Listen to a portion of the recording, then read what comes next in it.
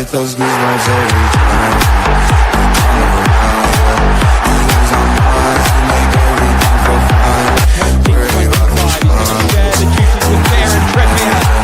Newcastle United. I get those goosebumps every time. I need the high, throw that to the side. I get those goosebumps every time. Yeah, when you're not around, we can throw that to the side. I get those goosebumps every time. Up the mugs. Yes, sir.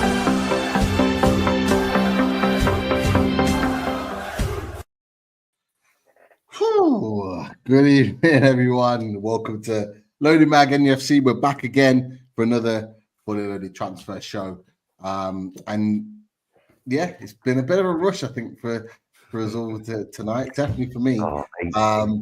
Yeah, bit of a non-stop day, have to be honest. But Daz, Chris, how are you all? My rush was yesterday because I was in the office yesterday, so my rush isn't as bad today. So that's not too bad. I'm not sweating like you and Pete there. But no, all good, all good. Nice and sunny here again. So I don't know, maybe hay fever season has probably started now. More of that to come during the summer. More hay fever watch. But Chris, how are you? Good, mate. Yeah, I was just about to say, when am I never not rushing, boys? I'm always rushing. I don't know whether subconsciously I purposely do it. I don't know. But time always seems to run away with me. I don't know why. I was shaking my head, by the way, Pete, not because of what you were saying, but this is just scandalous, isn't it? It's just getting worse. I seen that in the chat, and I was just like, "Come on now, this is getting too much." Frankly. I don't know. He must have. Frieden, tell us when this was. He must have done a little show today or something, and maybe Frieden's seen it. I don't know. See, Frieden, tell us when this skullduggery was. But yeah, Wolfie's he's panicking, and he's panicking. Let's be honest. But no, on a personal note, boys, I'm good. Busy day in work like you boys. But yeah, really looking forward to talking goalkeepers tonight. And I must say, I'm even more excited, probably stupidly, but I'm even more excited to see the Champions League game tonight with PSG Arsenal, because I'm sure you boys both saw it, but last night that game was something else. Like, I was proper buzzing off it. What a game. What a game. So hopefully tonight's as good, although I bet it won't be. How are you, Pete? Yeah, no, good. Just long, busy day, non-stop, but it is what it is. We crack on. Today's video is prediction show. Okay, well, that's fine. It's all right. We remember. We remember.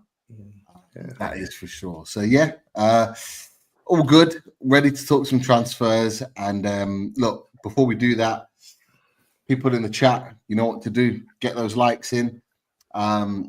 Make sure to get those likes up. Let's get like over 100 in the next 10-15 minutes. That should be, it's more than enough time to get that sorted. So if you're just coming into the chat now, click that like. Thank you for watching, and yeah, get your comments and questions in with regard to some of the players that we are going to discuss. And of course, boys, we can't start a transfer show without doing a Kelly watch. So there has been a little bit of an update on this man. We know he's injured at the moment. We know he's not actually playing for Juventus. But we were emphasizing at the beginning, the position in the table. That seemed to be the most important thing. We knew that they had to get European football of some form.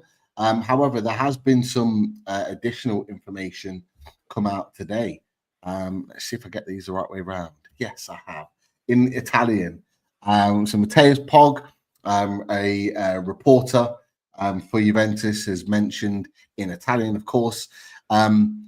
Translated there, people. Yeah. Oh. Yeah, there we go. Effectively, the Lloyd Kelly deal is effectively done, and he's a Juventus player, as he says there.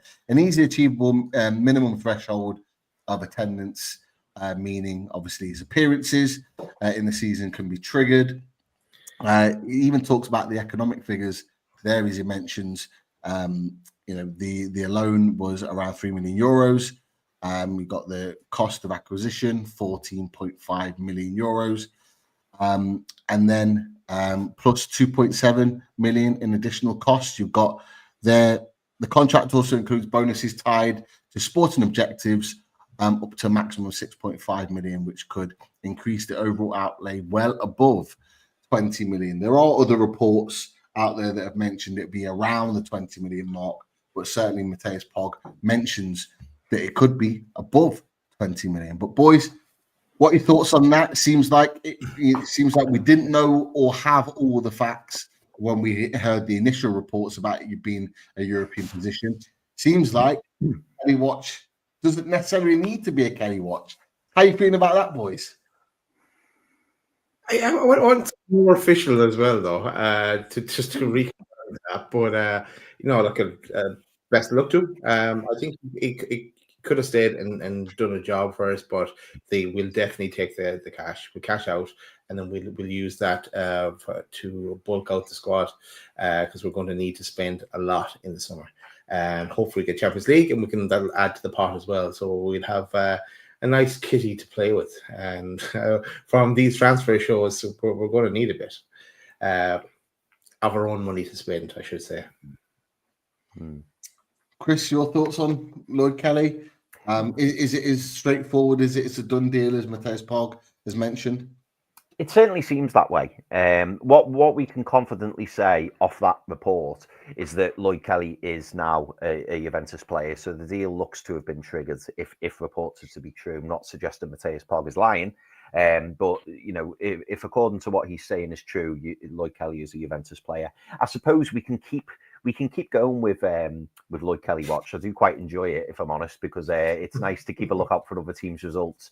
But really, what we should and what we would maybe refer to it now is Lloyd Kelly Price Watch, because by the sounds of things, it looks like we're going to be getting in the region of £15 million if you convert it from euros, so around £50 million if bottom line. But if Juventus end up qualifying for Europe, it could be, boys, and I'm making figures up here. It mentioned something about 6.7, 6.8 million. I imagine there's probably a Champions League fee and a Europa League fee. So hopefully Juventus will still qualify for the Champions League, and then hopefully that will be the maximum fee that we can get. I mean, the more the merrier. But obviously, if Juventus were to fall out of that top six and not qualify for Europe, then it would probably just be the around 15 million fee that what we've secured for now. But if they qualify for the Champions League, hopefully that will push near or above 20 million. So we can still do Lloyd Kelly Watch because I quite enjoy it. But at least we know that it's a guaranteed 15 million from the looks of things, no matter what happens with Juventus this season, which is good. We wish him well. I still feel a bit. I do feel a bit sorry for Lloyd Kelly in the fact that a lot of our fans, from what I've seen, are suggesting, glad we've got rid of him, he's rubbish. And I don't think that's the case. I think it's just the fact that we've got really good money for a player who we ultimately signed on a free. So I think it's a good business deal. But it's not to suggest he's a bad player. But it's just really sound business sense from Newcastle. So yeah, I think it's good news if reports are to be believed. Yeah, it's go for it. I'm just testing that the button works for the summer. Really, that's the first thing I wanted to do. But the second thing I wanted to do is say welcome back, Kamal, because Kamal is watching the show live for the first time in a year. He's always watches in the background, he says, but once I loaded ultra, always loaded ultra. So welcome back, Kamal. We did miss you. We noticed you were live. So we do pay attention to the names. But welcome back. Good to have you back with us. Yeah, definitely. Absolutely. And the button works as well. Good. Just so we are still on Kelly Watch, as you mentioned. Are they getting European football, in your opinion? Fourth in the league at the moment. 3 games to go, similar to us? I think so. I think they should get European football. Whether or not they get Champions League, who knows? But it looks good. I think that was a really good hard-earned point away at Bologna. I must admit, Pete, you flashed the fixtures up last time we were on the show, and Juventus's run-in didn't look great.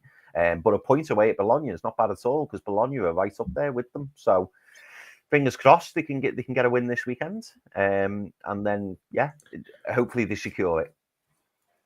Yeah, I didn't get a conclusive answer last night on my 5-second Google on just with Inter getting to the Champions League final. If there was another way that there'd be another position extended or moved around and give Juventus another way, alternative way in, but I don't think so. I think it's that the number of places is set in Serie A. So it is as you were. So we'll hopefully get through. Yeah, we'll have to wait and see. Lots more football to be played, lots of ups and downs to go from. So we'll have to wait and see on that one. But we'll start with the goalkeepers now. Don't know whether to start with the most obvious one or not, but okay, we'll start with the most obvious one. Let's start with James Trafford, okay? Yeah. Because we know from last year, we talked about it on Full Loaded Transfer Shows many a times, and we thought that deal was going to be done. There has been one or two updates. Of course, he's mentioned that in himself, I'll be in the Premier League next season. He definitely will be now from when this piece was written, because Burnley have been promoted in style. I believe, what was it, 15 or 16 goals they conceded the whole season? It's mad. Seriously impressive performance that from Burnley, and of course James Trafford as well. Football Insider reported that we're readying our concrete offer. We know from previous shows that Craig Hope has said that deal seems to be agreed in principle, and in terms of the wages, and that he's agreed that he's more than happy to join Newcastle United, but it seems like they are ready in that bid. However, some of the more recent news, and this has only just come out today, and thank you to Zeus who he put a comment on a second ago with this piece. So I've just quickly grabbed it. It's got James Trafford's price tag revealed plus 2 demands if he joins Newcastle United. Now, have I got the right? So Lee Ryder has reported in there that even though we failed with a bid of 16 million last summer, it could be in excess of 30 million to land him this summer. Now, I wanted to get your thoughts on that, boys, because obviously, I think most Newcastle fans are in the mindset that we are going to kind of sign him, but maybe 20, 25 million at most. Obviously, he's had such a great season. Does 30 million, as it's reported from Lee Ryder, does 30 million still fill you with the confidence or fill you with the will to sign someone like James Trafford, knowing how expensive that could potentially be? Because it is, it's nearly double the amount that we were willing to pay for him last summer. What are your thoughts on that? Because I thought that was this little bit here was quite interesting. For me, this whole show on goalkeepers, I can close it down right now, because I think we're going for James Trafford. Not for 30 million though. I don't. I think that's Burnley's. They're playing ball here. They want to start high, and then because they know that we're going to bargain them down a bit. But we could be paying up to about 23 million for him. I think 30 is way too high. But like, he's 22. He's like last season. I was, when we were talking about him, I was thinking, yeah, great to get him in, and he can learn then maybe off Pope, and then eventually take over. But I think he's ready to come in now and be our number one. Just keeping an eye on him this season. He was class in the championship. I know it's the championship, but he's the one, I think. For a sweeper keeper playing out from the back, he's the future, I think, for us. So English as well, and he ticks the box in that sense, and he'll be able to get and understand the shithousery that if things aren't going well, you go down, hold your leg like Popey does, and everyone coming on and have a team chat with Eddie Howe, JT, and then get up again. Everything's grand. Yeah, bring him in, bring him home. Job done on goalkeepers for me then. Chris Daz has already locked it off. He wants Trafford. Might as well end the show here. Nothing more to discuss. What's your opinion on that? Enjoy the game. It is a significant outlay on a goalkeeper. It's the most we'd have ever signed, I think, on a goalkeeper.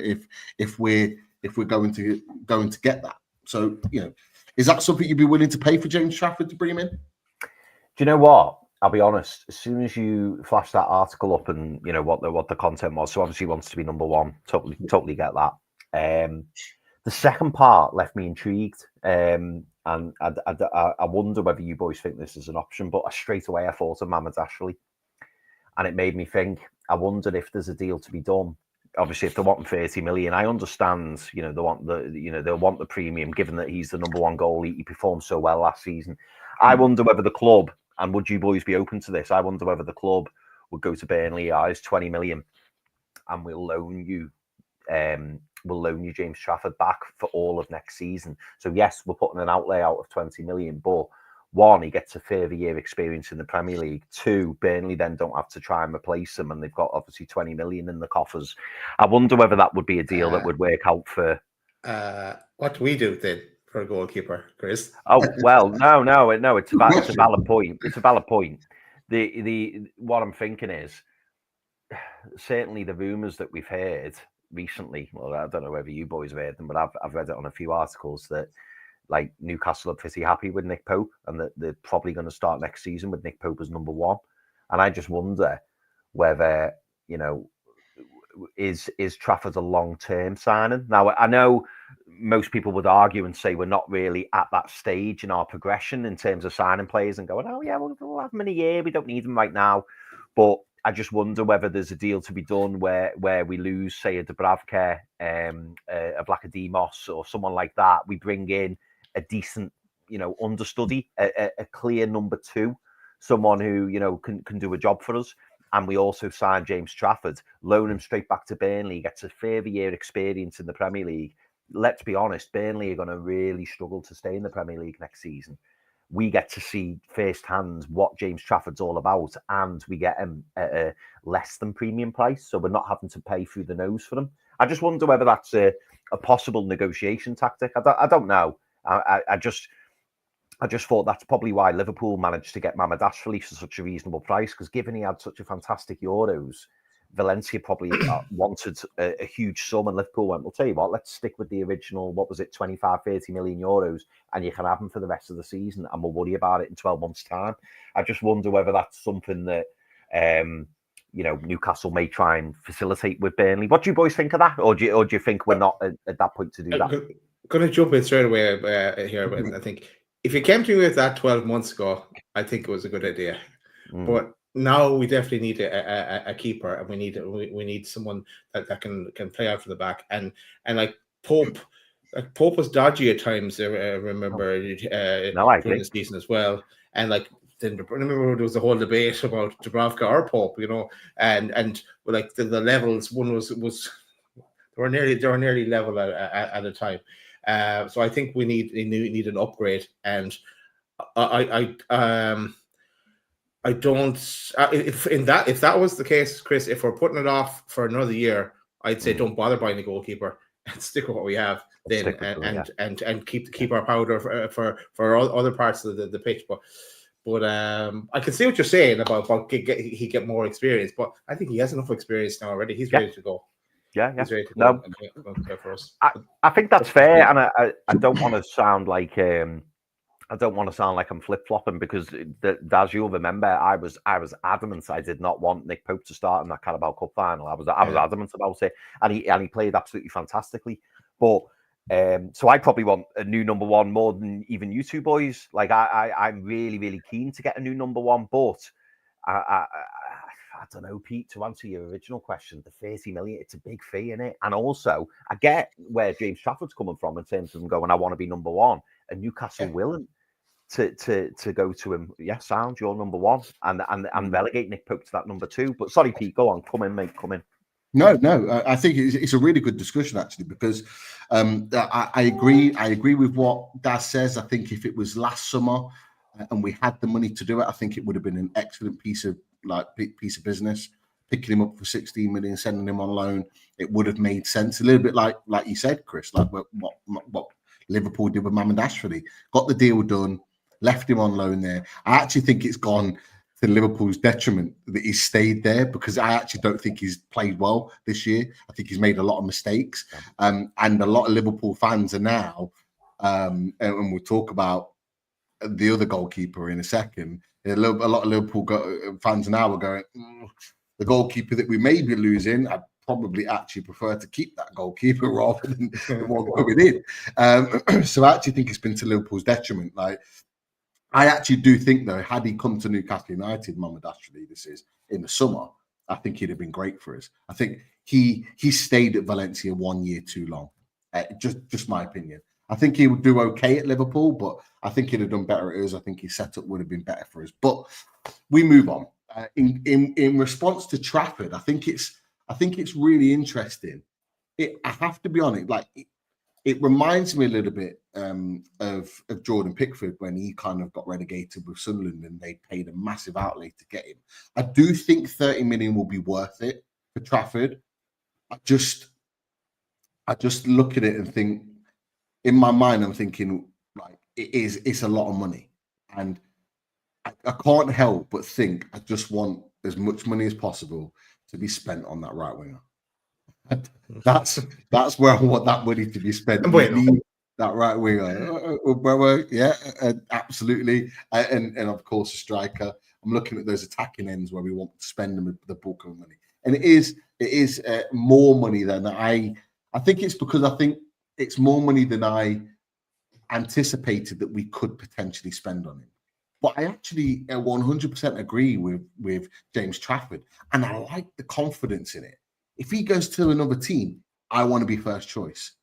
He's good enough to be first choice, in my opinion. He's proven this season, albeit in the Championship, but it's not just in the Championship. He's been seriously impressive in the Championship that I feel that he's well within his rights to go, okay, I could go up with Burnley and be number one and be the main guy. Yeah, we might be struggling to stay up, but I think I can be a big factor in that. But if you're going to pull me away from Burnley, I want to be number one. I want to be guaranteed games. I don't want to be sitting on the bench. I think he's got I think he's got ambitions of playing for England. I think he genuinely thinks he can push Jordan Pickford for that number one, and I believe it too. I would try and negotiate 25 million. I think 25 million would be a fair price. With maybe the view of additions on performance basis. So if we get European football next year, for example, win the Champions League, international call up, Pete. Yeah, that as well, and a mixture of that. I wouldn't mind it if it was 25 million with a view to. I'm not, and I know people might say, "Oh, it's only 5 million," but I'm just being very particular here in terms of what I'd be looking at, particularly for a goalkeeper. I don't necessarily want to be paying that sort of price, but that's just me. Maybe I'm just being a little bit funny about it. I think it's taking me back a little bit that they're looking at so much for him, but I kind of get Burnley's stance. They've just got promoted. They don't really want to be replacing the goalkeeper that's been excellent for them this season. But Trafford's still number one for you. I know you said number one for you, Daz. He's your main man. That's the one you want. Still the same, Chris, before we move on? He has grown on me. He has really, really grown on me. But you named a player. I'm not going to say his name, but you named a player to me the other week, or to us in the chat. And as soon as you said his name, I was like, actually, I think I wouldn't mind him. And his name begins with K. That's all I'll say. But I'm sure we're probably going to talk about him a bit later on. But he would be a beast. We've got a couple.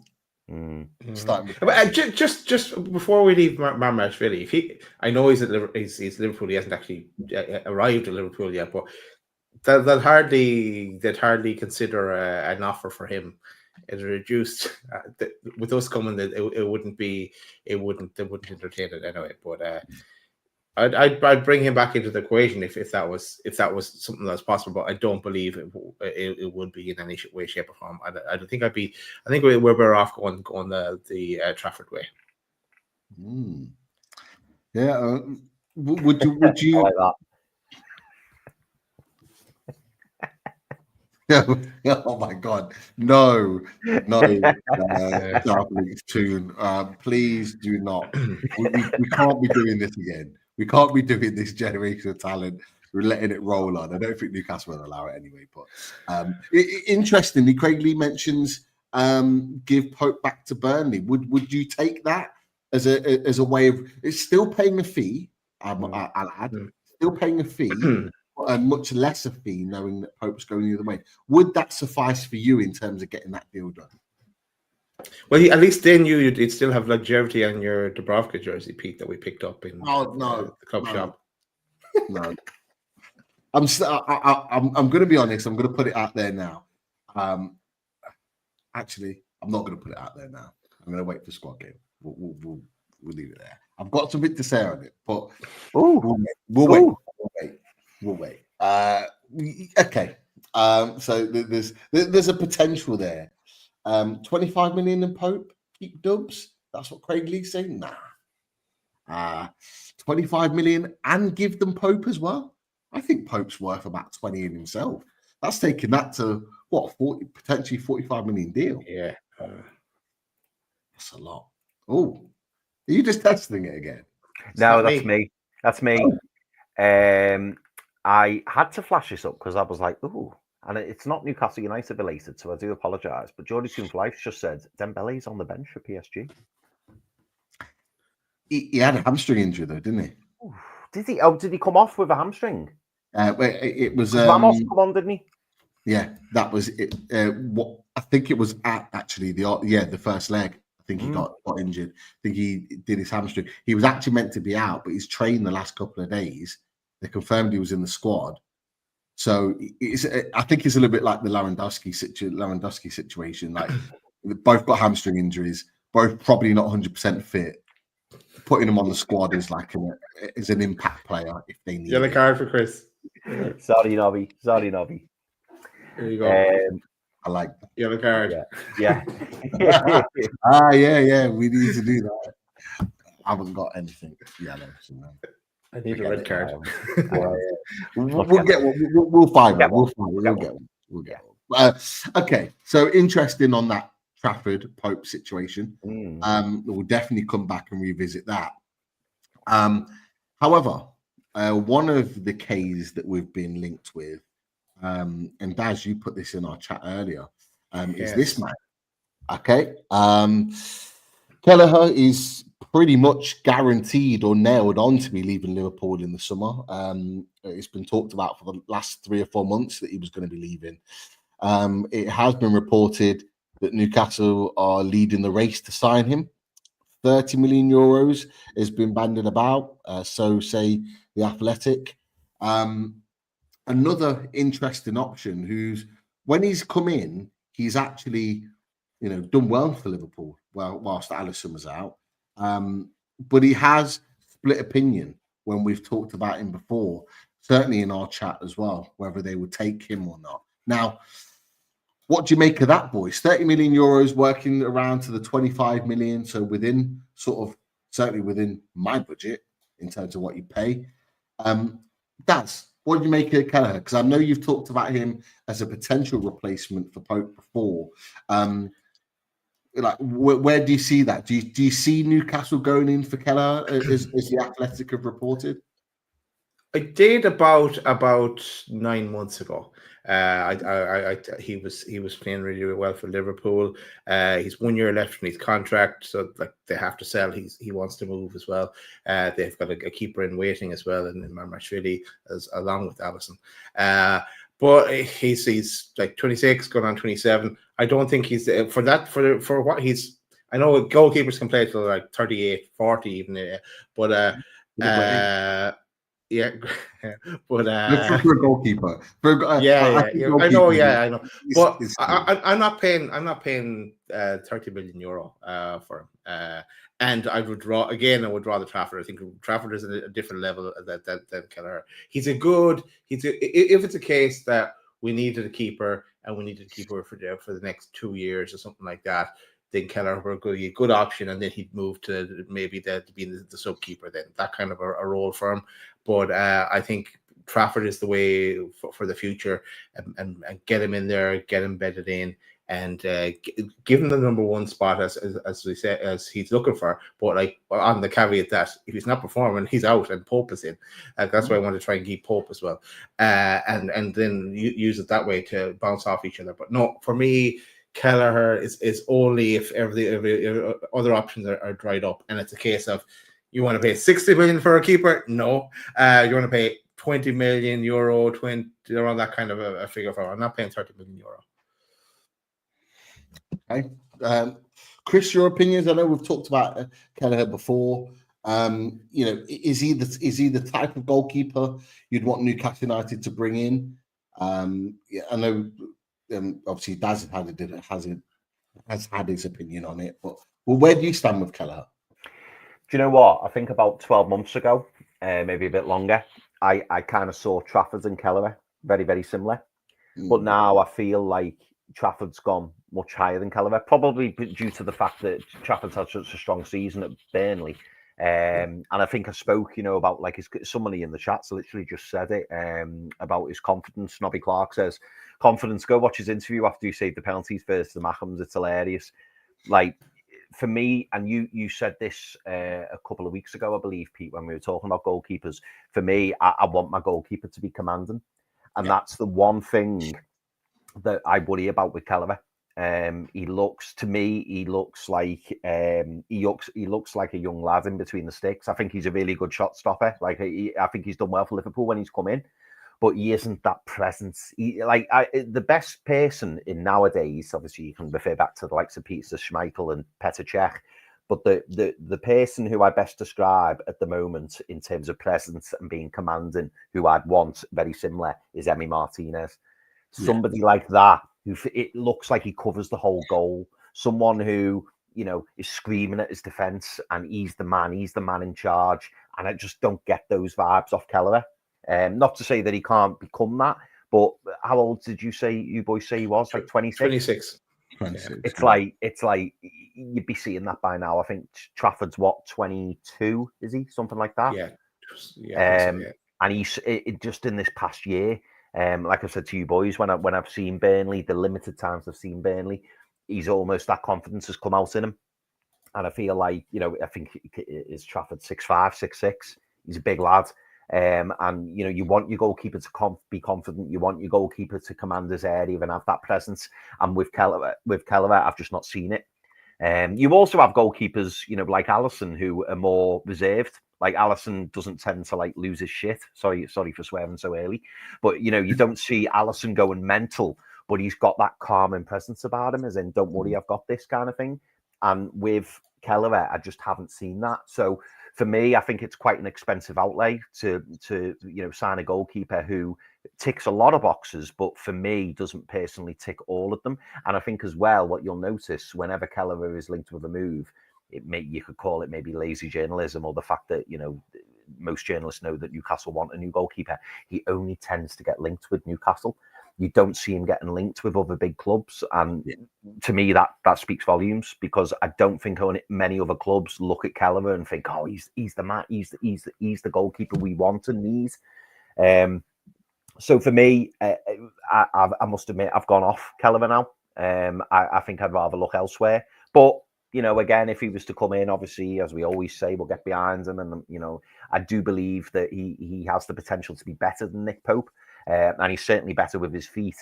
So, yeah, it's certainly a potential. And I'm not ruling it out or saying that I don't want him. But there's people ahead on the list for me. What about you, Pete? I know you said a while back you preferred Trafford anyway, didn't you? You said from the start, I think. Yeah, and it's no disrespect to Kelleher, but I've always been of the mentality that he's not the type of keeper that I want. I've always been very clear on the type of goalkeeper that I like in goal, just in general. And they need to be physically very tall and imposing in the goal. They need to be commanding, as you mentioned. They need to be able to dominate their area. They need to come out and collect crosses. They need to be able to come out and punch, take catches for free kicks that are being whipped into the box, that type of dominance. And they need to be a good shot stopper. Okay. They need to do all of those three. They need to have all those three things for me. They're the key three. Now, the fourth is the stuff that in most modern football now is the priority for everyone else, and that's the ball at their feet. That's probably the least of the four important things for me. Now, people will say, oh, it affects the build-up and this, that, and the other. Well, PSG have got one of the best teams in the world right now, and they've got a goalkeeper that doesn't do out half of those things. He's a good shot stopper. He's physically imposing, but he doesn't dominate his area, and he's not good with his feet. But he is proving to still be a match winner, even though he doesn't have those two other things. He can make mistakes now and again, but goalkeepers do. So Kelleher doesn't have a number of those things. He's a good shot stopper.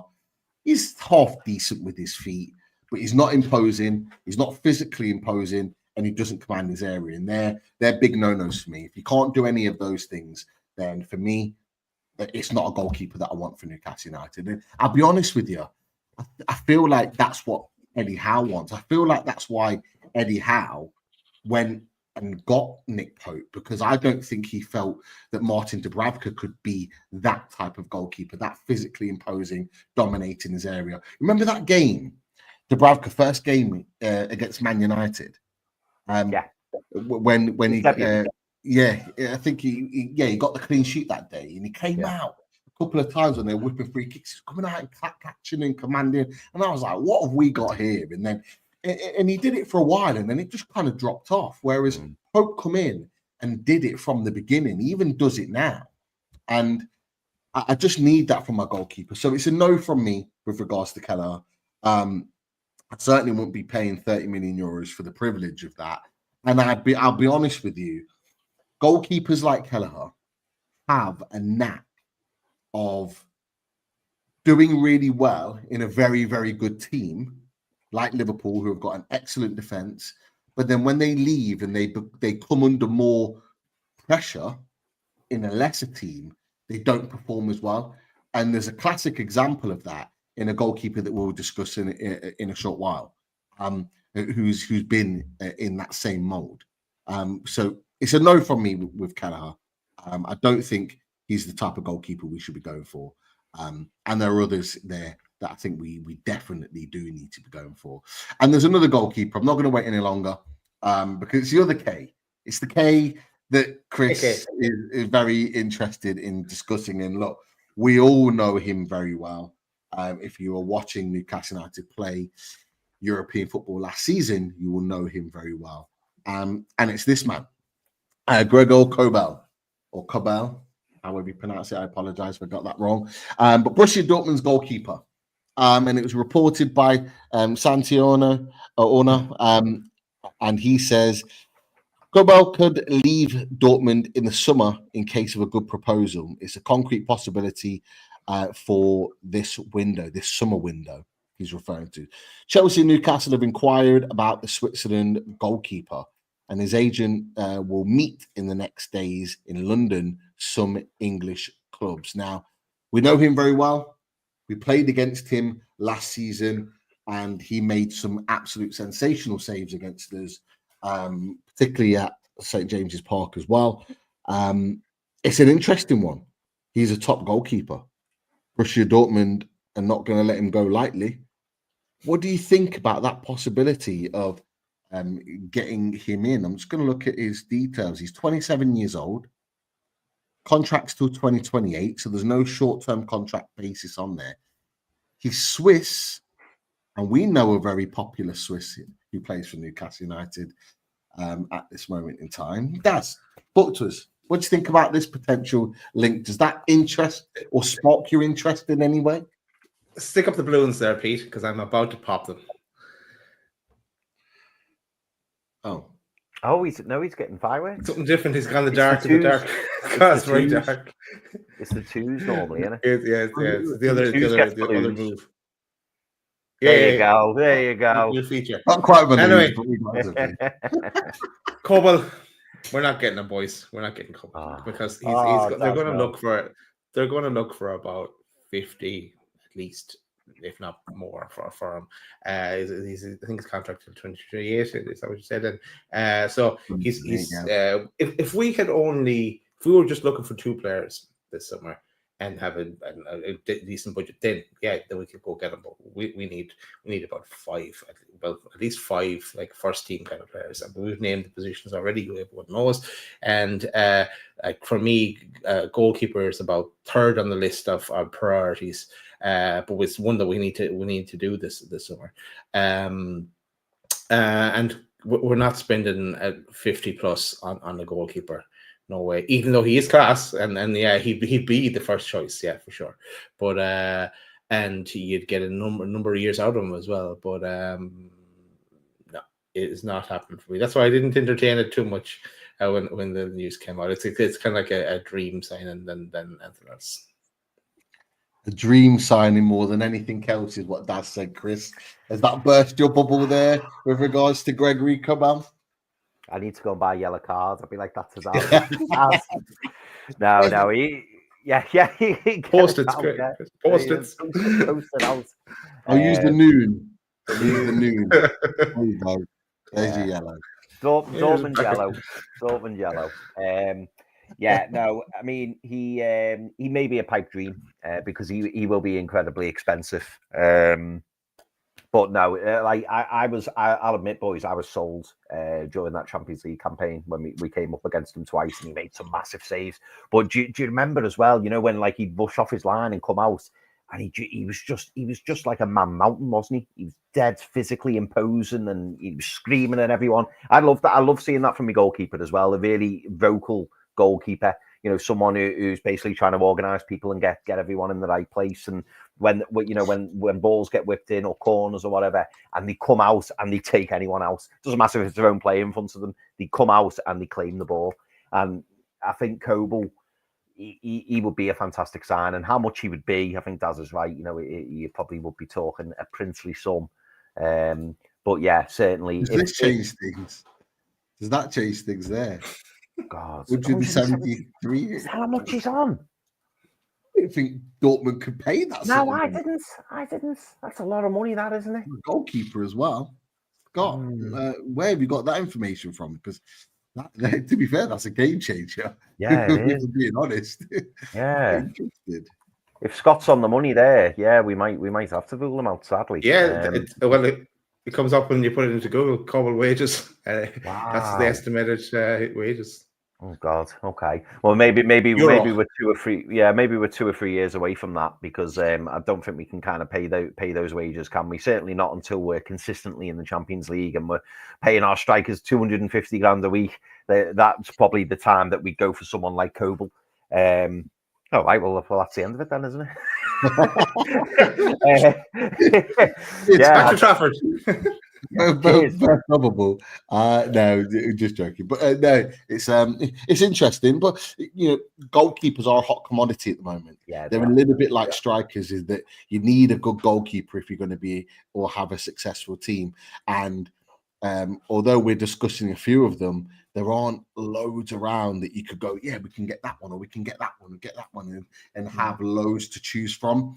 Everyone seems to be linked with the same goalkeepers. And this is another one. And there's a few in the chat that might be happy with this as we move on, is that, we've been linked with Lucas Chevrolet, Lille's goalkeeper. We've been linked for a while. What some of these reports are from back in October, December, early January. We've been linked with him continuously. And it says Man City and Newcastle. Man City, of course, they're looking potentially for a new goalkeeper. Looks like they're potentially looking at Diogo Costa if Ederson leaves, and it looks like he's going to Saudi. But Lucas Chevrolet is an interesting one.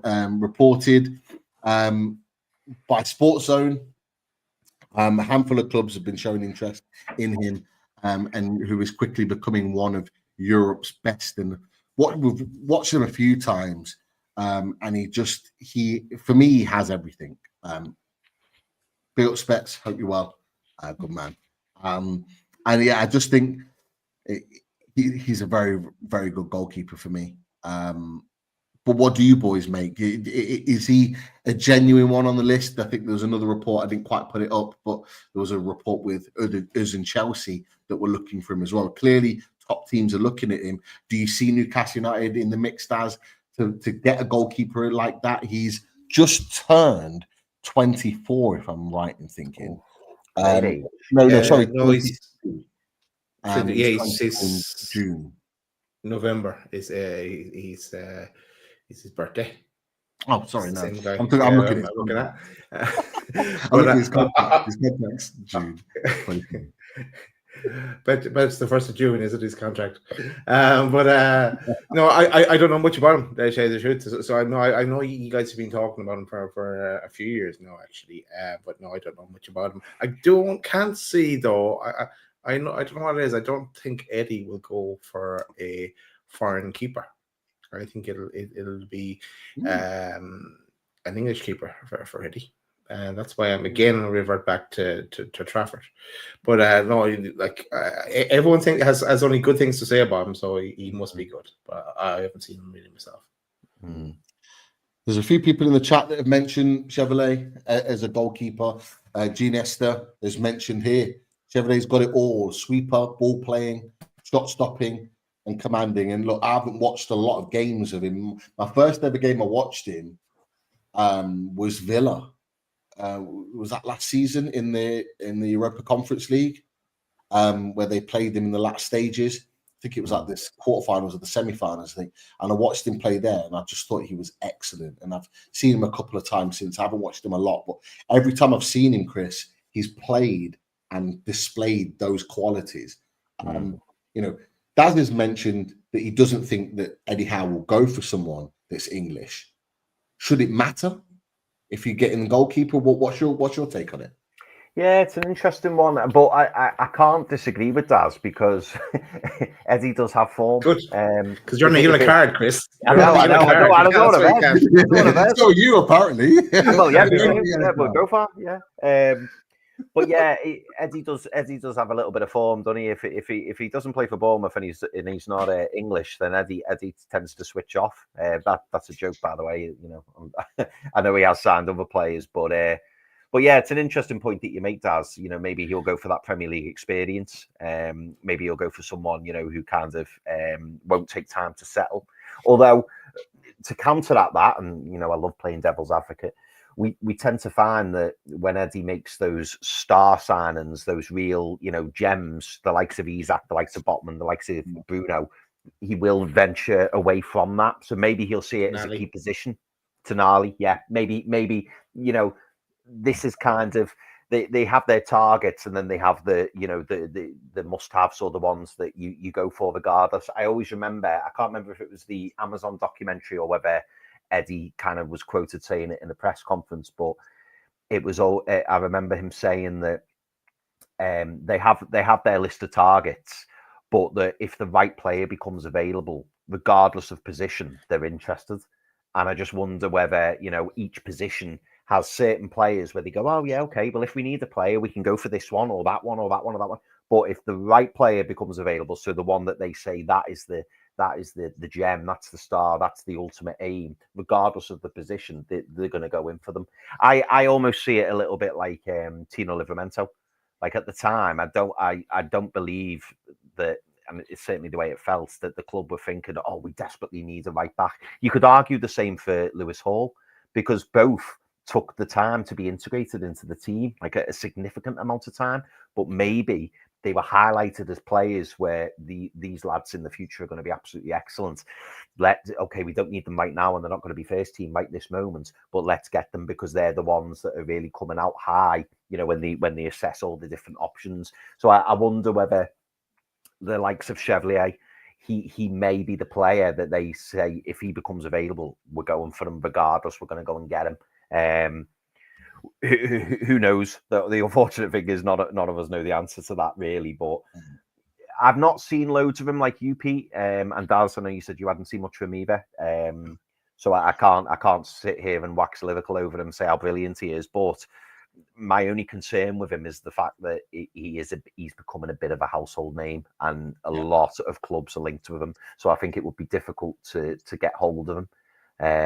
But then you could have said the same about Tonali, I suppose, couldn't you? So it would have to be the right deal at the right time. But I'd certainly be interested, and I'd be very excited, given what everybody has said about him and about the amount of clubs he's linked with and the caliber of clubs that he's linked with. If we were to sign him, I'd be majorly excited because he sounds like a real top prospect. Go on, Daz. Go on. Sorry, Pete. Just one caveat, and it links to kind of Peter Moyle's comment here.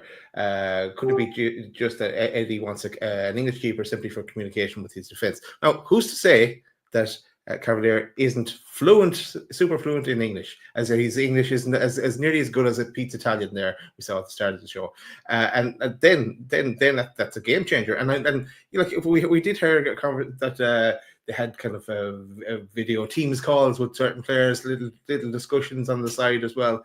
Well, one player anyway that happened. So there's probably background checks done on a lot of these. Obviously, these background checks done on a lot of stuff. But what language to speak and what they can speak, and it would be definitely the top of the tree as well. But yeah, sorry. Over to you, Pete. No. They're all really good points. I look at it, and I do get what you're saying, Chris, with regards to him becoming a household name. When you see us linked with teams like Chelsea and Man City, it's like those teams are willing to be. They're willing to be in a bidding war for players. They're willing to go toe to toe, whereas we're not. I think we've made it clear we're not willing to do that. And it's interesting you mentioned the Tonali thing, because the Tonali deal came from nowhere. We all know that. By the way it came about, is that I think Newcastle United are going to do their business. Either they're going to know it's pretty much a sure thing that the player wants to come to Newcastle and Newcastle only. Totally. We had a similar conversation about Mark Gay on the other transfer show last week. I think they're going to want to know it's either a sure thing or that nobody's interested, that could potentially swipe that player away last minute. And with Chevrolet, I don't think, in my opinion, even though we're waxing lyrical about him, I don't think he'll be like Man City or Chelsea's first choice. But at the time, what was my Italian? The Italian, the way you translated that article so quickly. The Lloyd Kelly article. Oh, so, yeah, I did. Bellissimo, Pete. Yeah, Mamma mia. I had a chat with Sandra and he gave me some lessons. So yeah. Italian Levante. What that said. Italian 90. That's up there. I think it'll be one. If we're going to get a goalkeeper like that, it will be a quick deal. Beginning of the summer, boom, pick him up before anyone else gets in there, like we did with Sandro. I think that's the point that I'm making. Is that if we get a goalkeeper like that, the more he becomes linked, the more he stands out, the more difficult it was going to be. But he won't be cheap. He's valued at 30 million or 30 million euros. So he's not going to come massively cheap. He's going to be a fair whack. And if Man City or Chelsea become available, that 25 million is then going to become 40 or 50 million, in which we are out the race. We're not going anywhere near him at that price. It's going to be like that, a little bit like Kushnerov was. So that's how it's potentially going to be. But it's an interesting one to keep an eye on. Pete, just to add in as well, just from what you said, really interesting point.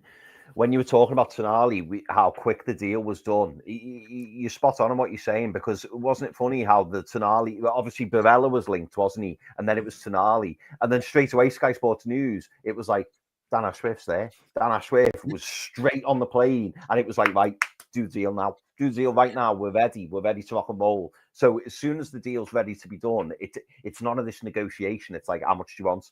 And they're like, oh, we want this price. Does he want to come? Yes. Right, go and get the deal done. And I think we don't want to start getting into those bidding wars, because as soon as the player starts going, let me just assess my options a little bit. It's like, nah, you know what? If you don't want to come, don't come. And we're not going to pay you 250 grand a week because Chelsea are offering to pay it or Man United are offering to pay it. It's like you either want to come or you don't.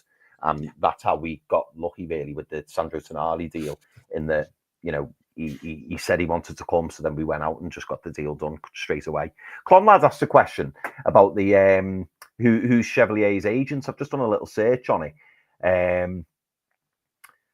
I don't. No idea. I wonder if it'll say it on here on the player profile. I know where it does say that, I think. It's transfer mark. Yeah, Transfer Market has the agency usually. It's Baxter International. They have Lucas Digne. Anyone else stand out? Any Newcastle players? Any Paul Mitchell links? Well, that was Mitchell. classic. That was the classic before. So a lot of these players had the same agent, which is why some of the deals were meant to be broken. I think you made an interesting point there, and it's going to be really, really interesting. I actually think I hope that with this, the difference between the Sandro Tonali deal is that it was Amanda Stadium and Mirdad Gadusi that were kind of brokering it, along with Dan Ashworth. Obviously, they're gone now, and Paul Mitchell's heading it up. I really hope, lads, that Paul Mitchell was stung by what happened with Mark Gay last summer. I hope he was really stung by that, in that constant bidding up, reject, if how it's been reported was actually the case. If that was happening, he needs to have learned his lesson from that. And I believe he would have, because we cannot be in that position again. We were lucky that no other team was actually in that race to actually sign him. There may well be other teams in the race in the summer. So we're going to have to go in, get him, and get out. That's how we're going to have to operate, regardless of goalkeeper, regardless of position. Mbeumo is going to need to be another one. I really hope, lads, that Mbeumo, if he is the guy that we want in that right wing, that the club want, I mean by that, I hope that's a Tonali thing.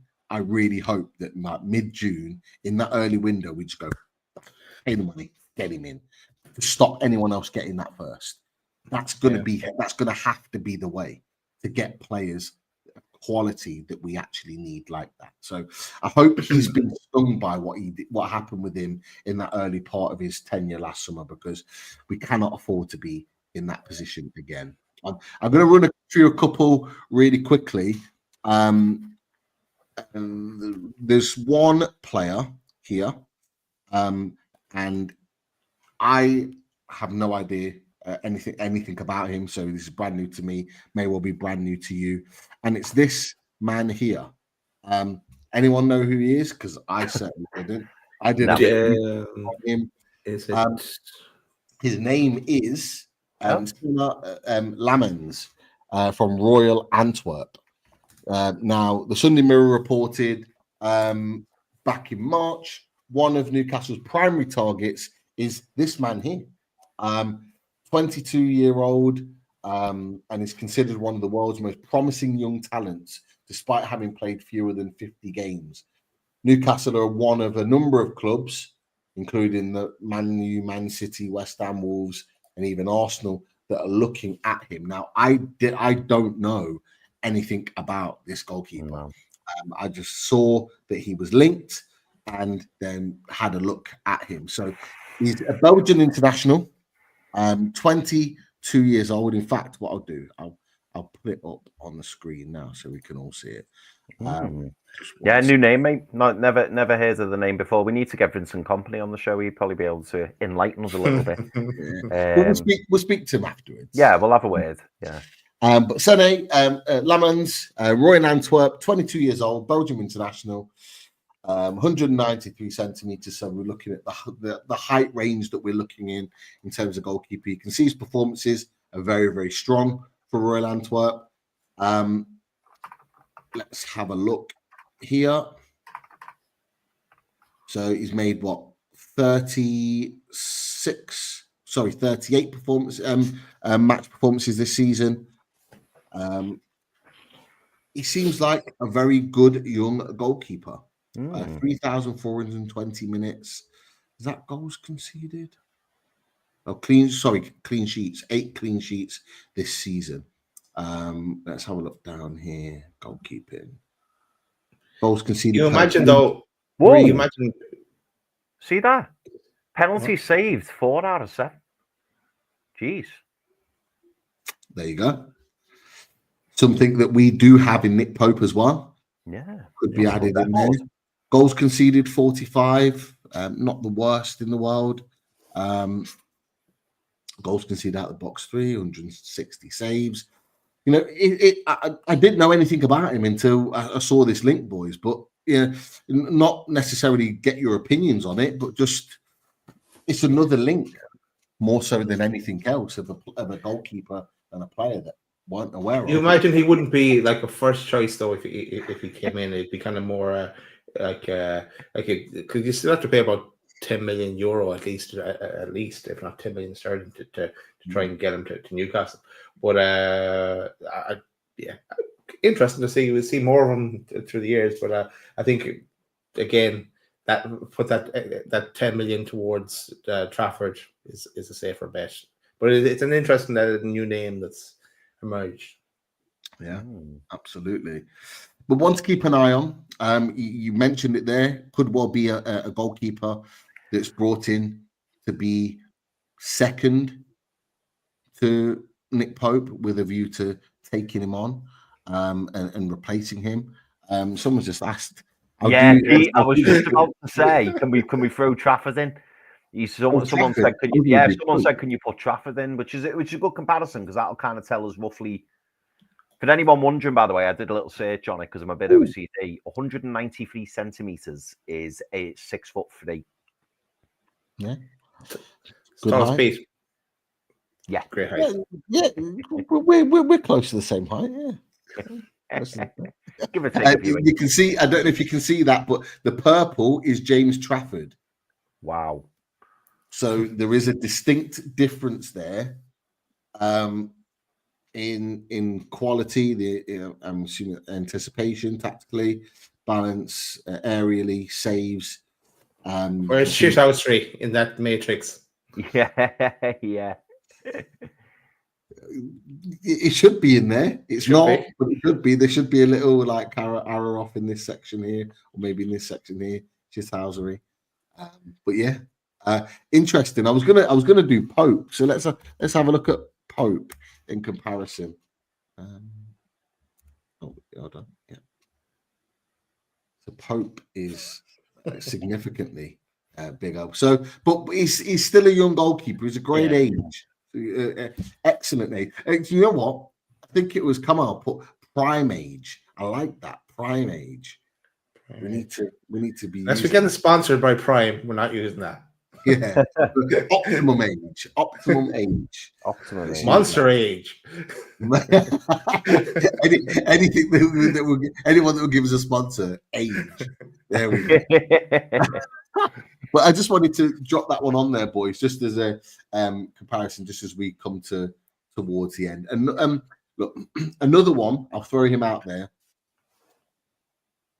I really like him. I don't think he's going to come to us. I think he's going to go to one of our rivals, which is really going to annoy me. You may have heard of him, you may not, but he is becoming a household name. And it's this man here, and it's Johan Garcia. He plays for Espanyol. He's just turned 24, I think, a couple of days ago. May the 4th, I think it was his birthday. Now, he hasn't necessarily directly been linked with us, but he has been linked with Aston Villa and Arsenal, and he's been continually linked with Arsenal. Now, I've watched him play. I actually watched him a couple of weeks ago when they played against Valencia, and I was watching Valencia because I was wanting to watch Mamardashvili and to see how he got on. But he impressed me, and I was like, who the hell is this goalkeeper? He made some outstanding saves. He's a big, physically tall goalkeeper. He commands his area. He's a really good shot stopper. Some of the saves he made, he had no right to make. And he took my interest. And it was really interesting because the next day, Billy in the chat, the 12-man chat, mentioned, we're linked with this goalkeeper, Johan Garcia. And I was like, for God's sake, there's always another team that's linked with goalkeepers that I think we should get. Now, just again, we'll throw up really quickly because this is just not for you to have an opinion on because you might not have seen anything of him. But Johan Garcia just turned 24 years old, 191 centimeters his height, so a little bit not as tall, but he's physically imposing. As you can see, he's performing very, very highly for Espanyol. 34 appearances, 7 clean sheets, 44 goals conceded. Someone laughed, I think it was Peter Mole, someone laughed that there was a heat map for a goalkeeper. Oh, mate. I thought it was quite funny, but maybe it's because of the ball playing element that they do that. Pete, I starred that. Peter Moyle. He said, a heat map for the goalkeeper, stop the world, I want to get off. and he put another comment in as well, which made me laugh. And I think I've starred it. Where is it? Where did he put it? I did enjoy it, Peter. I really enjoyed it. Where is it? It was something like, can we have a heat map? Can we have a heat map for Pope's distribution or something? With his feet, yeah, that'd be interesting. Oh, mate, it was great. Penalty saves, as you touched on earlier, Chris, 2 out of 6, not as good as Lamans, 1.3 goals conceded per game. But he's a very interesting goalkeeper that's getting a lot more attention as it goes on, because he is putting, and you can see there, his performances. He's putting some very, very good performances in across the board over a long spell of time. So he is getting some interest. 24, optimum age. Okay, optimum age, prime age. Monster. Good age. Monster age. I learned something new today. I know this is the first time I've seen a fellow with the name John. I've never seen that, but it's quite popular in Spain. That's a newbie. Pete, for me. Pete, can we only because Geordie Tune for Life's asked it in the chat. Sorry, it wasn't Geordie Tune for Life, it was John Burbeck. Could we throw it, only because I've never heard of this player, could we throw in Mocchio? He wants us to do a comparison on Mocchio, but if we do it against Joan Garcia, at least then we'll kind of see. So it's Mokio. I've never heard of Mocchio, I don't. Mokio. Yeah. Mocking? Yeah. No. Or could you type in the first name as Jorthy? You might have spelt it wrong. Jorthy? Yeah. No, I'm not coming up. So, John, unless your spelling's off, mate. But I've never heard of it. I've never heard of that player, but I was interested just because he asked us to do a thing on it. But if you get the spelling right for us, mate, we might look at it next time. Yeah. No idea. Mocking. That was a player. He was a player that we were linked with previously. I think we talked about him last summer. Is he a goalie? I'm not sure. I think we were linked with him. Yeah. I don't know if he's. Yeah. Mocchio is a centre defensive midfielder. Is that? No, I don't know.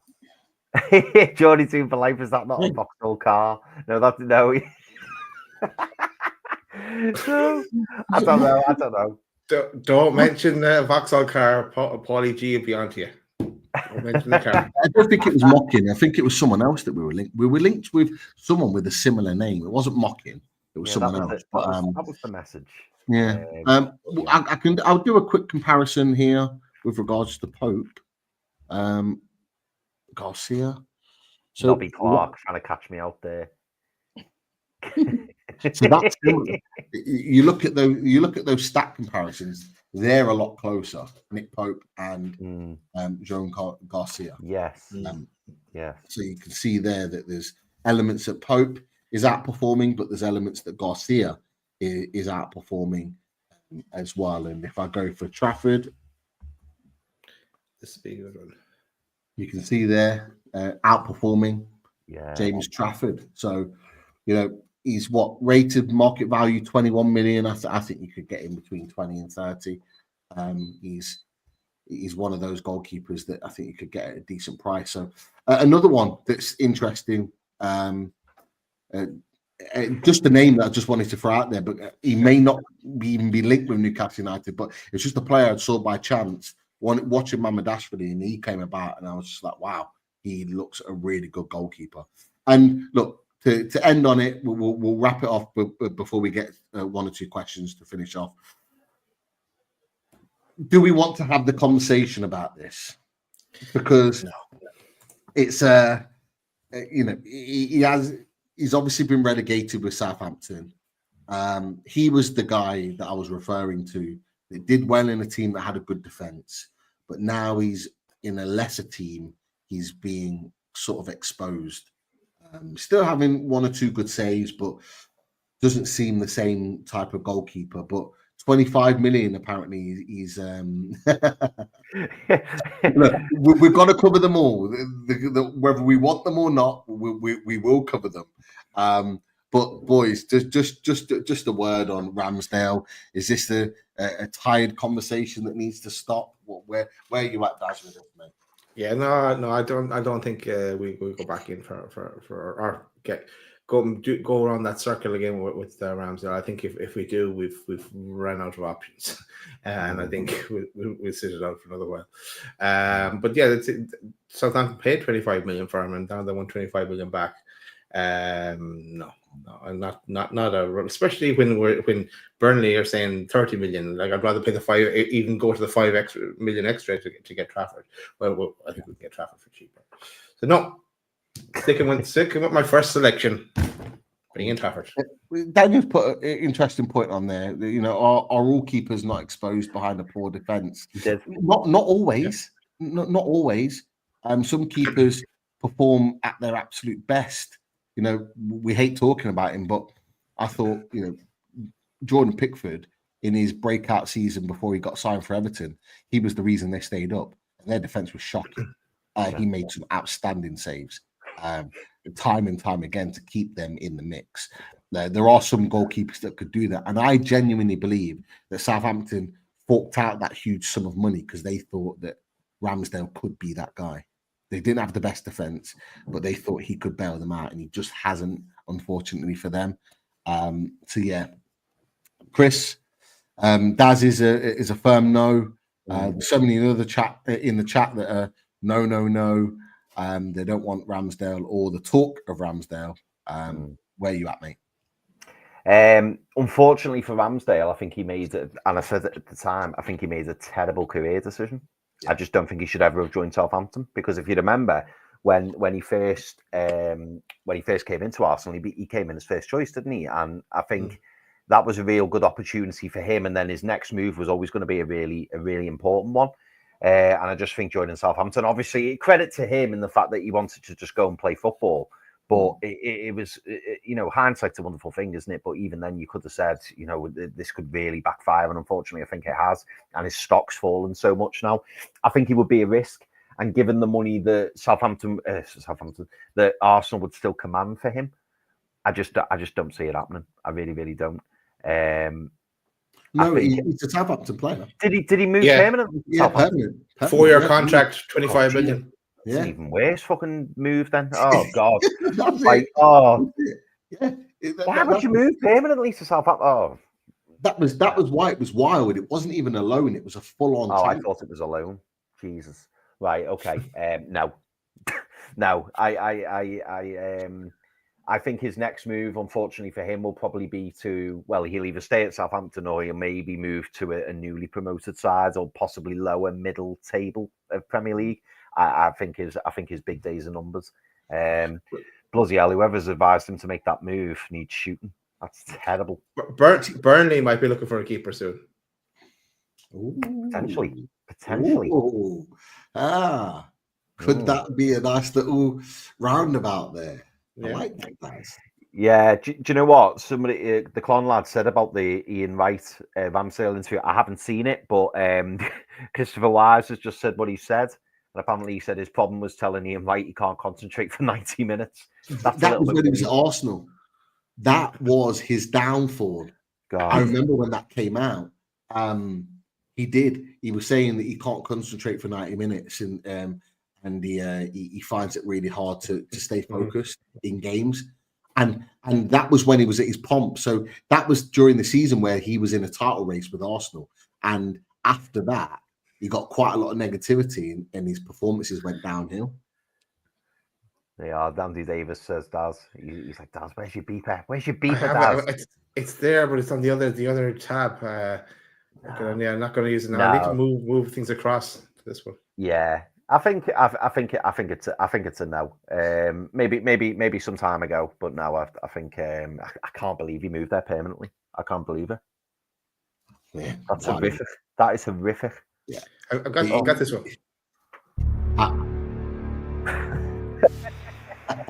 Equally as dark. Equally as dark.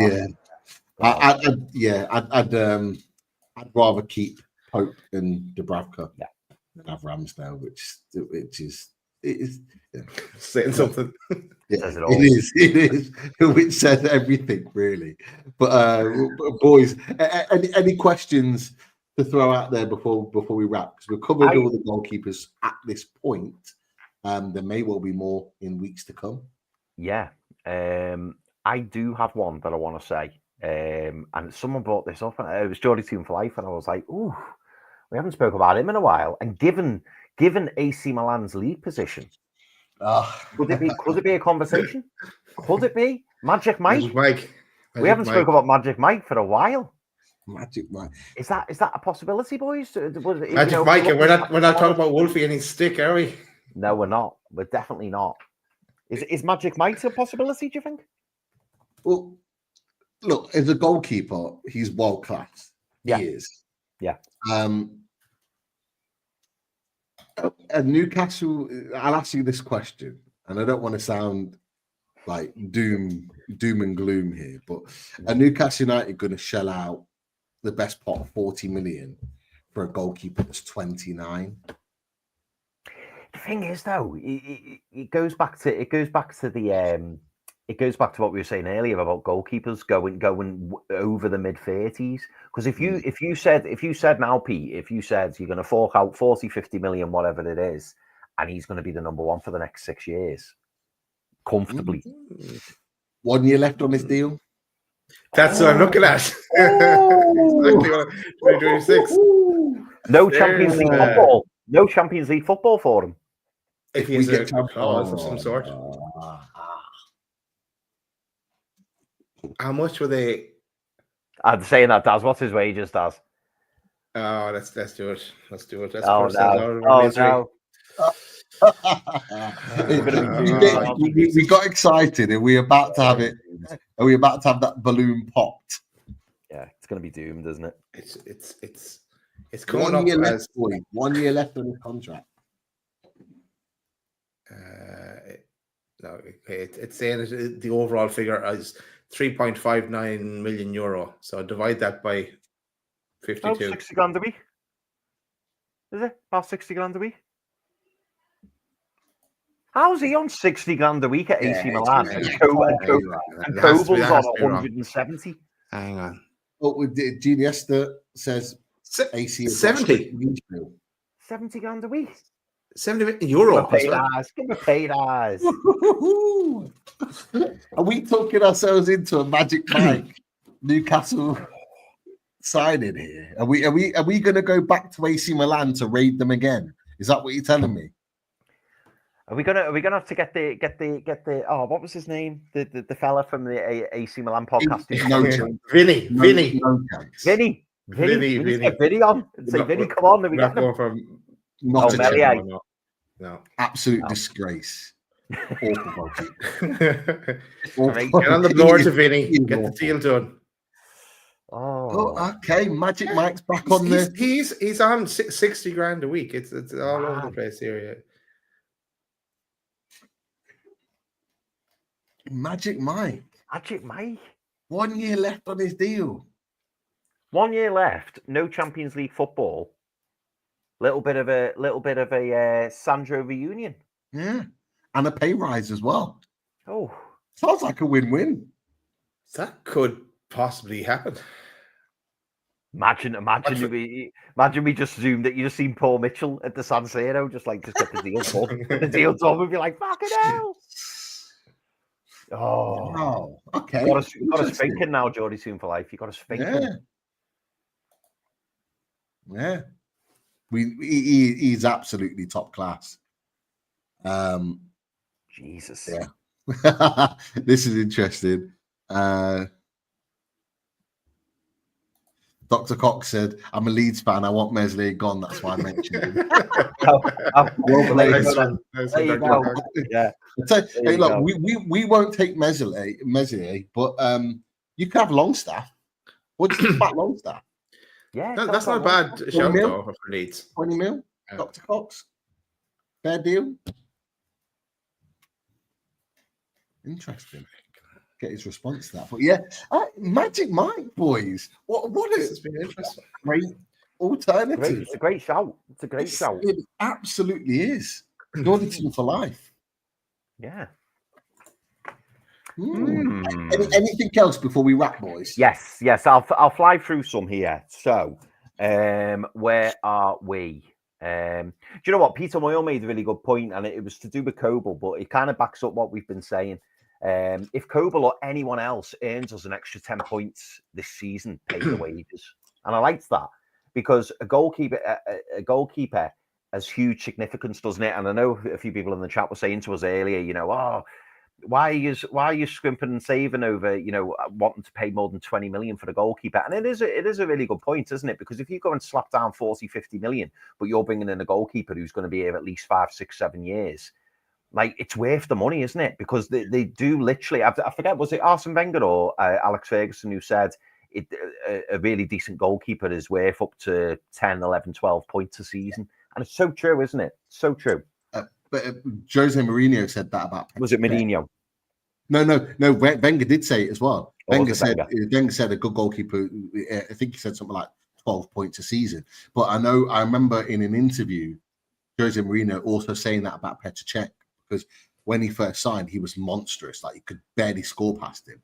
But you're absolutely right. They are worth their weight in gold. And so, you know, if you can get a goalkeeper like that on a cheap deal, to be fair, when you think about it, lads, 29, he could play up until he's 34, 35. You get 5, 6 years out of him. Easy. Just a quick, I was just doing a quick read out of a few things. Milan are getting worried that he is going to leave because he's not signing a new contract at the moment anyway. They're scouting for a new keeper. So they're going to have to cash in or risk losing him for nothing this summer if he's not going to sign. So where are AC Milan in the area? That's mate, they're struggling. I got the picture. What's the picture of the league? Here you go. There. Yeah.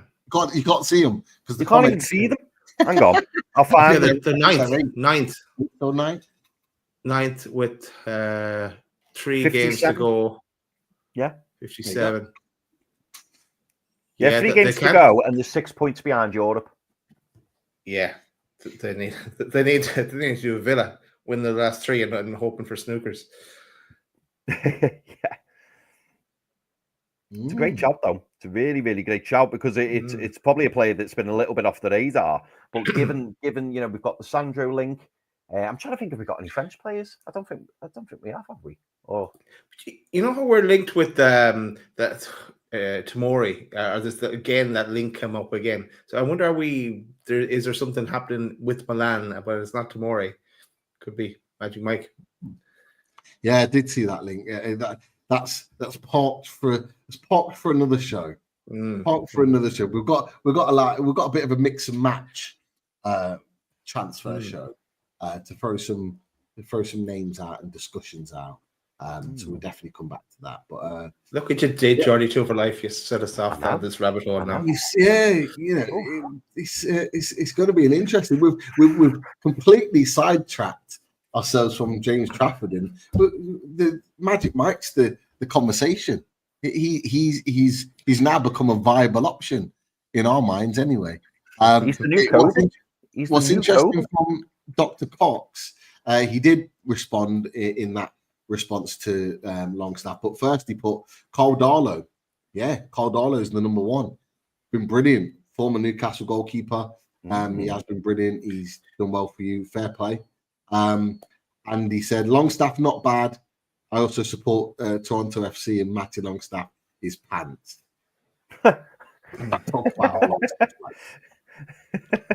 Just to go back to Jordy 2 for Life, it's not that we forgot about Magic Mike. We just thought, look, you're going to be talking 60 50 again. And like the Coble situation, it's not going to be a runner. But with that 1 year left in his contract, and Milan looking at all alternatives, they want to get something rather than risk him losing them for nothing.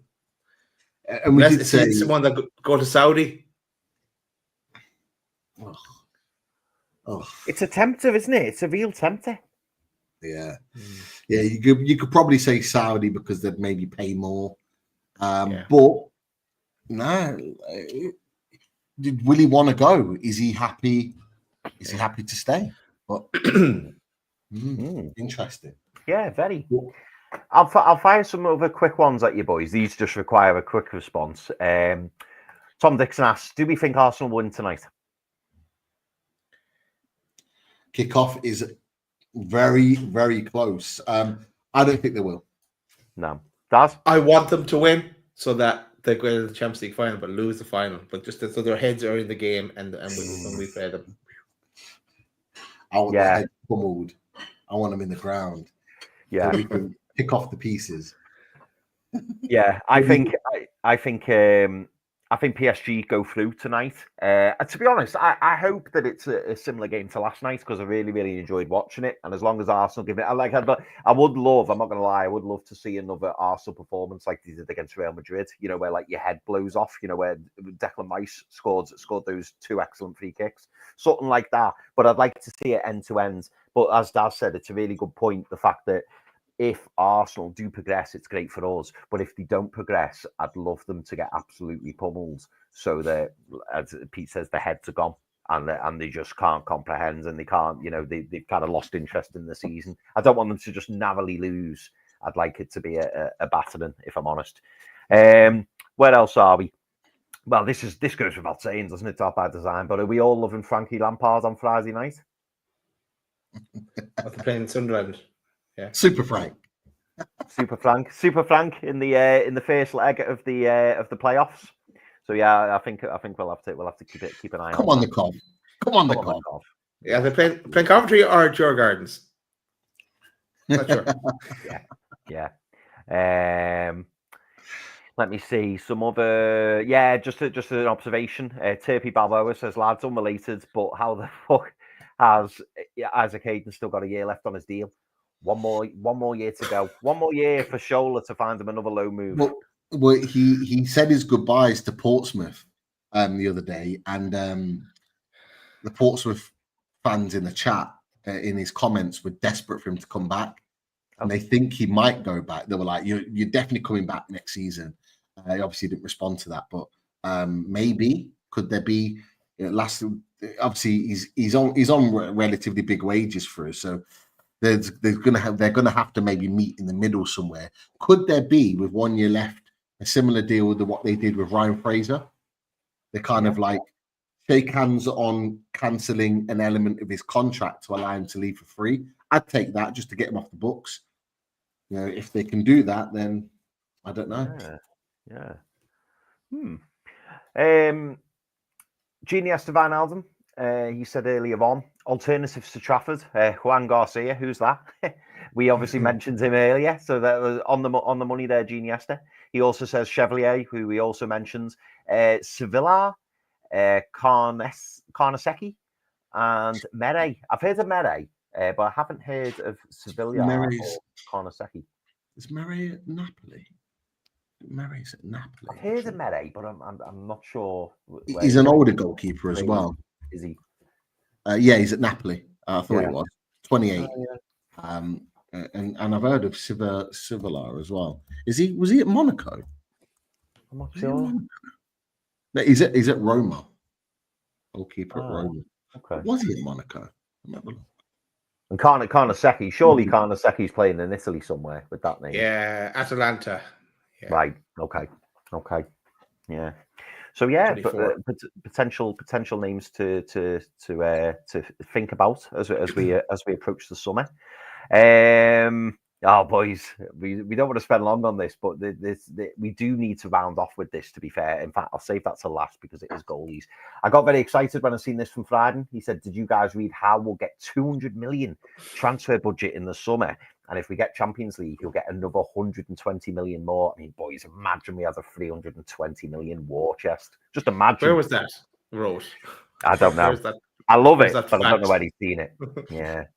Hopefully it wasn't Transfer News Live, because that's they tend to post some very interesting stuff of late. But hopefully that's true. It would be brilliant if it was. It would be brilliant. Kamal back in the chat and back with a vengeance, it seems. He says, I still have a bone to pick with Pete regarding Jan Sommer. You didn't rate him when his name was brought up before signing Pope. I mean, I don't know if that's true, Kamal, but Jan Sommer, he had a good game last night as well, didn't he? He was huge for Inter Milan. And I tell you what, Inter Milan must be buzzing because they got rid of Anana and brought in Jan Sommer. So that wasn't a bad deal. It was not a bad deal. I'll hold my hands up. I still wouldn't want him. How have Arsenal not scored, by the way? They are absolutely really? They're all over PSG. I still wouldn't want him for Newcastle personally, but I thought he was superb last night. I thought he was. So fair play. Come on. Hey, Swiss. Yeah, another one. I've never really rated him, but I thought he was brilliant last night. And he could be winning the Champions League, so fair play to him. Yeah. I thought this one was interesting from Tom Dixon. He says, heard Newcastle are monitoring Jonathan Tah, who is available on a free transfer when he leaves Leverkusen this summer. If you haven't watched the centre-back preview, make sure you do. Maybe whoever put that article out has been watching loads of mag. Who knows? I mean, to be fair, it's quite a simple link, isn't it, really? Because he is available on a free and he is a very, very good defender. But if you haven't watched the centre-back show, make sure you do as part of the fully loaded transfer season. We said Bayern Munich. He's got in that one, though. Yeah, we did. Just one word answer, boys. Where do you think Gokares will go? I'm going to start. I'm going to say Forest. Not in Forest, yeah. One word answer, boys. Where do you say? Arsenal. Taz? Arsenal as well. I'm gonna say Sporting. I'm gonna say stays where he is. Stays. I think he might get priced out of a move. And maybe Man U will go for him next summer. Todd says Chelsea. Todd, there he is. Always scared of the transfer shows. You can't sign everyone, Todd, okay? And you can't watch back about 10 minutes for our goalkeeper. Yeah, don't be doing that. Right, let me whiz through these. Interesting one again from Tom Dixon. He says, hearing Mohamed Kudus's Premier League teams, including Arsenal, Liverpool, Newcastle, are not willing to pay his release fee. And Pete, I'm sure you brought this up when we were talking about the right winger, saying that Kudus will most probably leave West Ham, but he's got a huge release fee, and he hasn't had a great season, hasn't he? He really hasn't. Anyone would be mad to pay that release fee after the season that he's had for West Ham. He's been, and it's not like he hasn't played many games. He's played a lot of games, so you could have seen a better performance from him. Yeah, I don't see it. I think his release fee is something like 75, 80 million, something ridiculous like that. Nobody's paying it. He'll want to leave, though. He'll want to leave, but they're going to have to negotiate down, and I'm not quite sure that with West Ham losing potentially Paqueta as well, I'm not sure they're going to want to lose Kudus. But yeah, the way he's played this season, I personally wanting to look for him as a signing. Just my opinion there. Yeah. Move on. Have we seen the pictures of the leak kit? Just a quick comment on that. What are we thinking of it? I like them. I traditionally I like it more the black stripes to be blacker than that. But I do like the kind of the way the between the white and the black stripe, it has that old looking stitching that from the 96 kit. It's that kind of style in that. Yeah. I like the black collar rather than the original. The other one that was doing the rounds where I had a white collar that didn't look nice. It does look nicer. I don't like the white back, but they all have the white back nowadays because to encourage you to try and get a number and name on the back and all that sort of stuff. Pete, what happened? Someone should have scored. Odegaard. I tell you what, this is a world-class save from Donnarumma. How he's not scored here. Many years left. Yeah. What a save. I think he's actually injured. He's gone down. I think he's getting treatment. the power on that shot, he should have scored. How Donnarumma's kept that out, I've got no idea. Unbelievable. The league kit, I've seen so many different variations. I've seen the one that you're referring to, and it's a nice kit. I like it. I'll be honest with you, I'm not overly fussed on kits. I love any Newcastle kit. Like I am. I have more of a preference to away kits.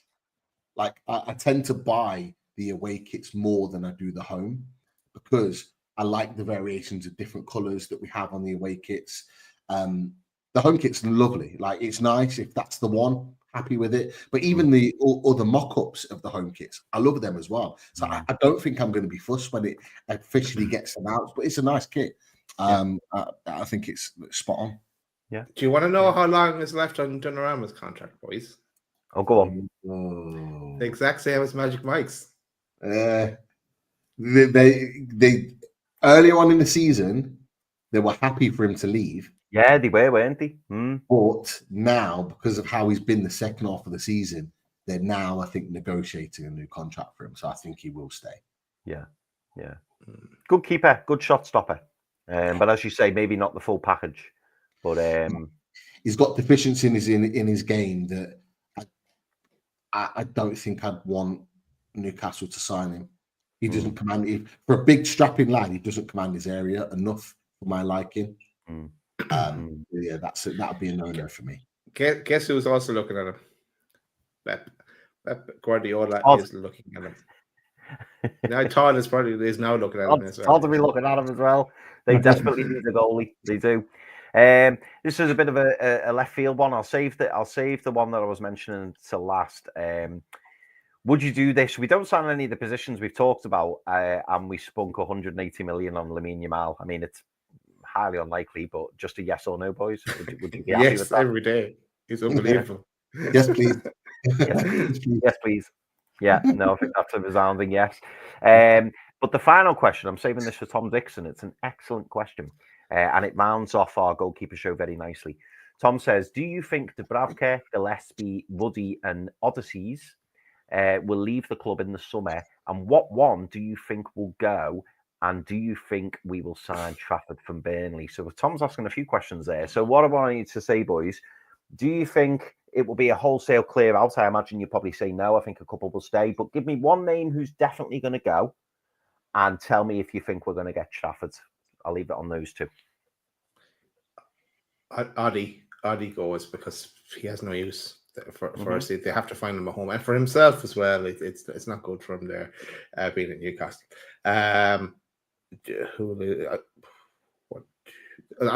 We have answered the last one already. Yeah, I think we'll sign Trafford. Even with all this Magic Mike talk, I still think we're going to sign Magic Mike, but all in on Magic Mike. Yeah. I love it. There'll be an article. There'll be an article now linking us to Magic Mike in the next little while, next couple of weeks. Yeah, Pete, one to go, and do we get Trafford? I'll keep it. I'll save most of my talk for a squad game, but I'll say that Mark Gillespie is going to leave. Peter, wash your mouth out. I knew you were going to say Gillespie. I knew you were. He's my go-to. Gillespie, yeah. I wouldn't be surprised if he leaves, retires, and then stays or comes back to the club as a goalkeeping coach. Imagine that. He'll be back again. He'll be back on the same ways and everything. It's a goalkeeping coach. Yeah. But no, I think Andrew has a good comment here for homegrown. I don't think he is though. I think he is from an English perspective, but I'm not pretty academy. sure. Yeah, not academy, but he started with us, then left. But I think it was before the age. Oh, is it between 15 and 21? I don't know. It's between 15 and 21 that you can be like your homegrown. You have to have spent 3 years at the club between the age of 15 and 21. That's what makes you the homegrown. I don't know when Gillespie left, so he may well have done a year or two, but maybe not the full 3 years in that bracket to be considered homegrown. But it says his youth career was from 2000 to 2008 at Newcastle. Wow. 8 So he's years. got 8 years. Yeah, Could be because really young. yeah, because he might, because some are there from when they're like 8, 9 years old. Okay, some hang of on, them- hang on. He Gillespie was part of the academy set up in Newcastle United before moving to Carlisle in 2008 at the age of 16. So he was there up until the age of 16. Yeah, Ah, so he wouldn't be. wouldn't He'd only qualify. done a year within that quota. So yeah, he won't be. He's not homegrown, but he would be English. He'd have been trained in England, so he'd be homegrown from an English point of view. But he's not going to be put into the squad. Like if we were in Europe this season, he wouldn't have made the squad. Ruddy would have been in there. Odysseys would have been in there. Dubravka and Pope would have all been in there before him, and we wouldn't have needed 5 goalkeepers. Stick So- Johnny Greenwood in there instead. Go on. God, homegrown. So yeah. I don't think he'd stay for homegrown purposes, but we're in Europe next season. It's going to be a conversation about homegrown and English quota homegrown as well, because we're going to need to fill it. And we sold Elliot Anderson last season. Yeah. Well, at the beginning of this season, to have lost a homegrown academy player there. Where we're going to fit that quota, I'm not quite sure. It's going to be interesting, really interesting, actually. Tom, stop copying and pasting stuff. You heard this, you heard that. You're copying and pasting these articles. He's a committed soul, our Tom, isn't he? He's always here. Top man. He loves the questions. He loves it. He loves it. Top man. Top man.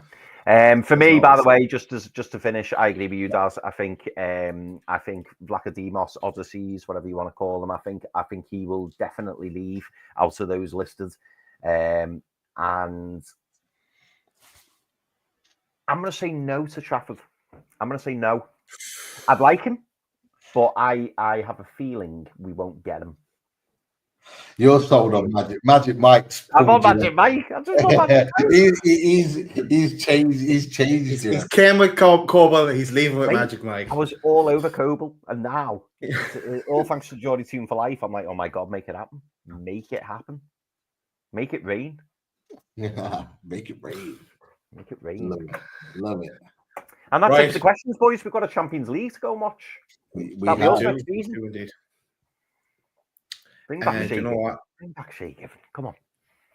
Because we haven't played it for a while, boys. I think we're going to play this one. We're going to end on the Radiator Shed. Good night, everyone. See you in the next one.